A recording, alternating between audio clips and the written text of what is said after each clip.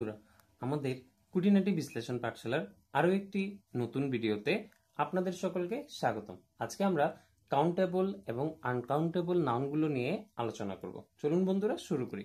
আজকের আমাদের এই ভিডিও থেকে আপনি কাউন্টেবল এবং আনকাউন্টেবল নাউনগুলো সহজেই চিনতে পারবেন। দেখুন, আমি যদি বলি সব, সব মানে কি সাবান, তাহলে এই সাবানের ধরুন এটা একটা বড় একটা পিচ। এই পিচকে আমি কি করলাম, মনে করেন চারটা ভাগে ভাগ করলাম। এই যে একটা, দুইটা, তিনটা, চারটা ভাগে ভাগ করলাম। চারটা ভাগে ভাগ করার পরেও আমি দেখতে পাবো যে এই সপের ধর্ম বা গুণ এখানে যা ছিল এখানেও তা থাকবে, এখানেও তাই থাকবে, এখানেও তাই থাকবে। অর্থাৎ এই ধর্ম পরিবর্তন হবে না। অর্থাৎ যদি কোনো বিষয়বস্তুকে বড় থেকে ছোট কিংবা এক অবস্থা থেকে অন্য অবস্থায় পরিবর্তন করলেও তার ধর্ম অপরিবর্তিত থাকে, তবে তাকে আনকাউন্টেবল নাউন বলা হয়। আর যেই সকল বিষয়বস্তুকে আমরা যদি তার এক অবস্থা থেকে পরিবর্তন করে অন্য অবস্থায় নিয়ে যাই বা তার বড় অবস্থা থেকে ছোট অবস্থায় নিয়ে যাই, তার যদি ধর্মের পরিবর্তন হয়ে যায়, তখন তাকে আমরা বলবো কাউন্টেবল নাউন। দেখুন বন্ধুরা, ধরুন আমি একটা পেন নিয়েছি, এই যে পেনকে আমি ভেঙেছি, তাইলে ভাঙলে কি হবে, এই অবস্থায় দেখুন একে একটা পেন, এটা আমি এখন লিখতে পারছি, কিন্তু একে যখন আমি ভাঙবো সে তার লেখার ক্ষমতাটা হারিয়ে ফেলবে।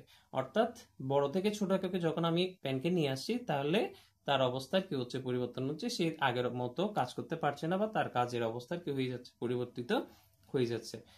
তারপর পেন্সিল, ডগ, যেমন আমি যদি ডগ বলি বা ম্যান বলি, আমি যদি ধরুন আমি একটা ম্যান চিন্তা করলাম, এই যে একটা ম্যান চিন্তা করলাম, একে আমি এখন পিচেস করলাম, এর মাথা, হাত, পা এগুলো পিচেস করলাম, তাইলে সেই পিচেস গুলা তার আগের অবস্থার মতো থাকবে না। তাইলে এখানে কি হচ্ছে, পরিবর্তিত হচ্ছে। তাইলে সহজে যদি বলি, যেই সকল বিষয়বস্তুকে আমরা বড় থেকে ছোট এককে পরিবর্তন করলে তার অবস্থার কোনো পরিবর্তন হবে না বা তার ধর্ম একই থাকবে, তাকে বলবো আমরা আনকাউন্টেবল নাম। আর যে সকল বিষয়বস্তুকে তার আগের অবস্থায় আমরা ফিরিয়ে নিতে পারবো না, তাকেই বলবো আমরা কাউন্টেবল নাম।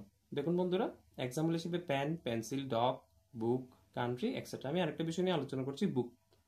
দেখুন, একটা বই যদি 100টা পেজ থাকে, তাইলে এই 100টা পেজ আমি মনে করেন এটাকে আমি কি করলাম, কাট করলাম, 50 পেজ 50 পেজ আলাদা করলাম। তাহলে এখানে যে 100 পেজ ছিল আগে, এখন 50-50 পেজ হওয়ার কারণে কি হবে, এই 50 পেজ আর ওই 50 পেজ কিন্তু একই হবে না। অর্থাৎ তার এখানে ধর্মের পরিবর্তন হয়ে যাচ্ছে।